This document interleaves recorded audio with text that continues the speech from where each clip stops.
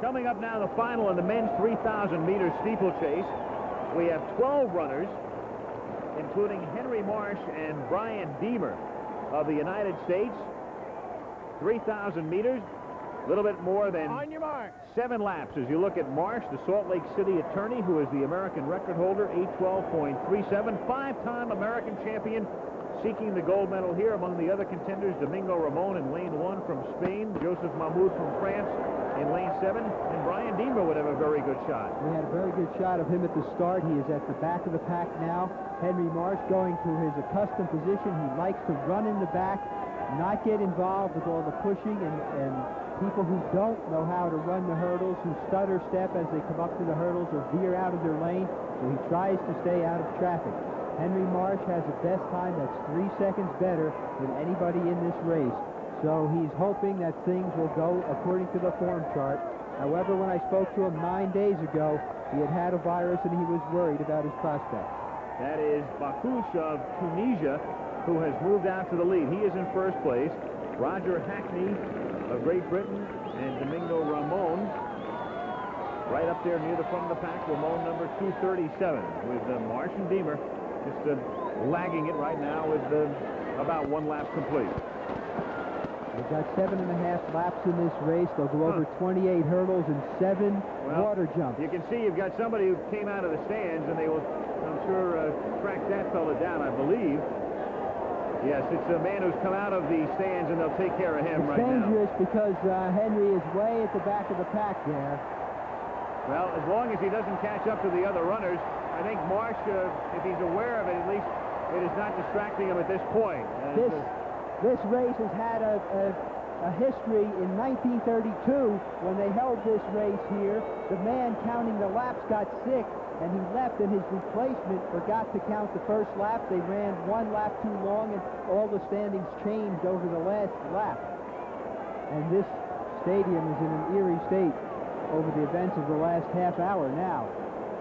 Henry Marsh still in the back where he's accustomed to be, but he hasn't lost contact with the leaders. He's only 20 yards behind.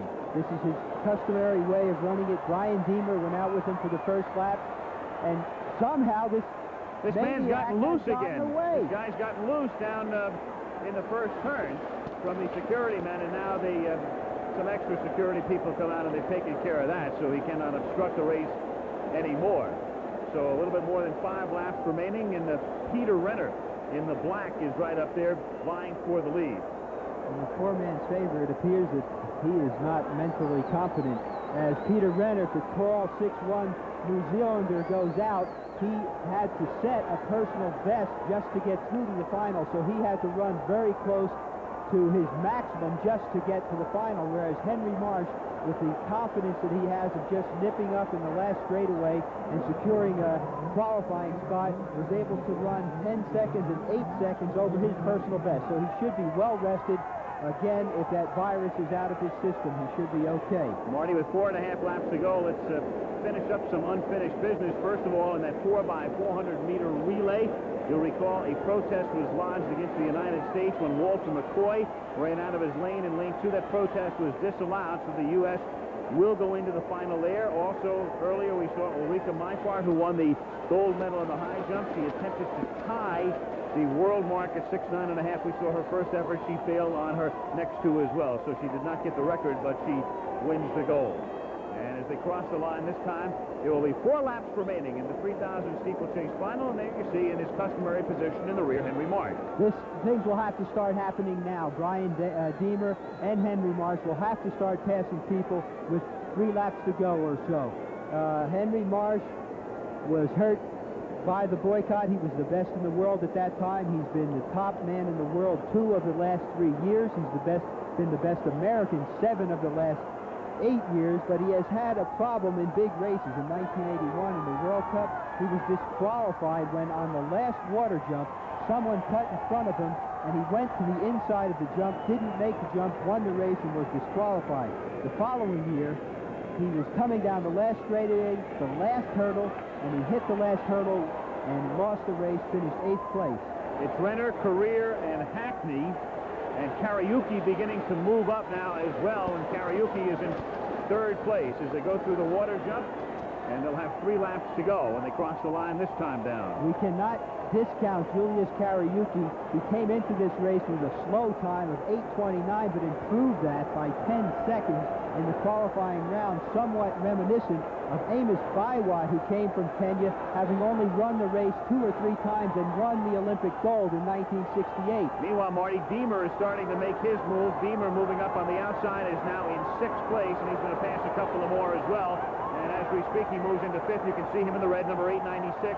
And you saw Marsh coming into your screen as well. Henry, number 919, still last. Deemer is in very good position. Deemer had a victory over Marsh in their last race before coming to the Olympics. Brian Deemer, a year ago, won the NCAA championship and said at that time that if he had not won that race, he would probably have quit running. He went on to set personal records 3 races in a row, and yesterday, the day before yesterday, in the trials, he set a personal record, so maybe he's on another one of those rolls where he's just hot. He ran a personal record, but he really eased off in the last half a lap, so Deemer of the United States appears to have a shot with just 2 laps to go of getting a medal, and Henry Marsh is certainly where he wants to be. It's Renner and Deemer moving up. It's Renner and Career, and Deemer has now moved into 3rd place, and Kariuki is in 4th place, and he is being passed now by Mahmoud of France. Henry Marsh is in 6th position, and we have less than 2 laps remaining. And it has turned out to be a slow tactical race. Whether the incident on the first lap through the water jump had anything to do with breaking of concentration, I don't know. But this is custom-made for Henry Marsh and Brian Deemer. But the African from Kenya, Julius Karuki, looks very good. It's Renner. And it is Career. And here comes Marsh now. Marsh and Deemer right there in the middle of the pack. Lap and a half to go. Colin Reach also making a move as well. Colin Reach is in 3rd place. That is he on the outside. This is an amazingly close race for the Olympics. Very close. It should be made to order for Henry Marsh, but he's got to get outside and get running room. Mahmoud just took a left turn in the middle of the track, so they've got to watch that somebody doesn't go down in this race also. Deemer and Marsh have to get out of there. And now he moves to the outside. He got tucked in behind Renner, who is fading. And here comes Marsh now, up on the outside of Career, with Kariuki going with him too. Less than a lap to go.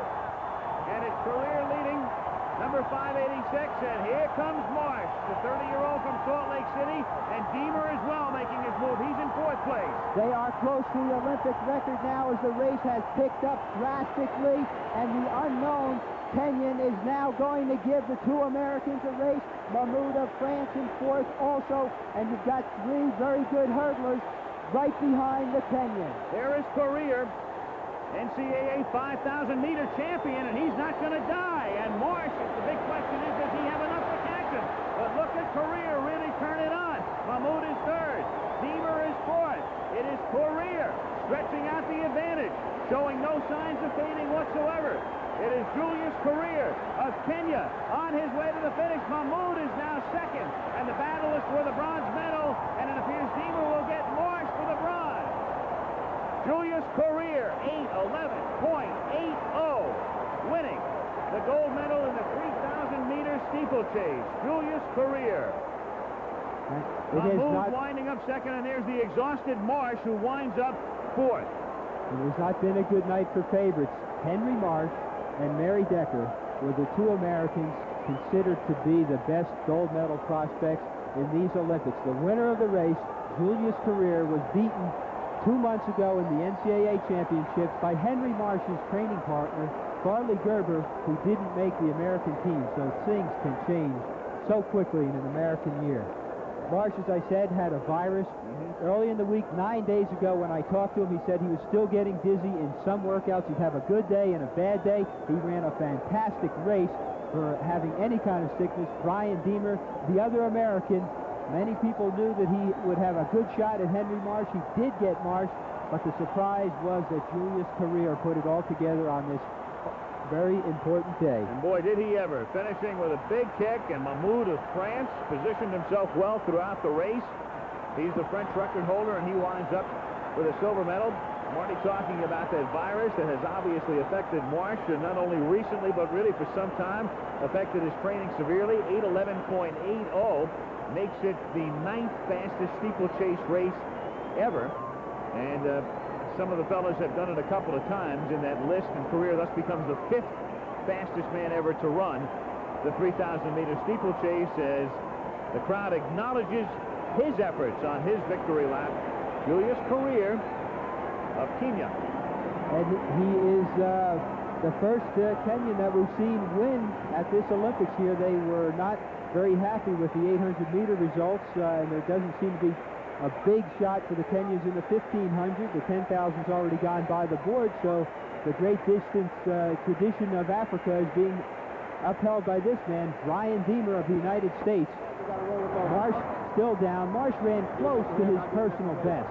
It's an amazing performance, kind of reminiscent to me of Jim Ryan's performance in Mexico City when everyone thought he was a failure, and he was such a success. He ran faster than any man has ever run at high altitude, and Marsh has had a similar problem. We knew he wasn't healthy. You don't advertise it because you want to keep that psychological edge right up to the start, but he ran a great race. Brian Deemer improving his personal best by 2.5 seconds, running 8:13.79.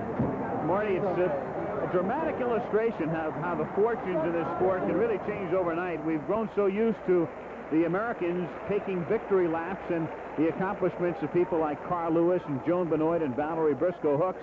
And then tonight, in our memory bank forevermore, I suppose, will be the images of Mary Decker prone in the infield. And this race ends with the favorite Henry Marsh prone on the track, as you see the final results in the men's 3,000-meter steeplechase. That's right, we weren't live. I was thinking. There is Marsh. Henry Marsh finishing 4th. Tried to kick at the end. Marty pointing out early on that his strategy just to settle well back in the pack. Finished with a flourish. He attempted to kick toward the end, and it just took everything out of him, obviously. So Marsh is escorted out of the Coliseum. Well, after his effort in the men's 3,000-meter steeplechase. And we'll obviously attempt to, as soon as possible, get a report for you on the condition of Henry Marsh.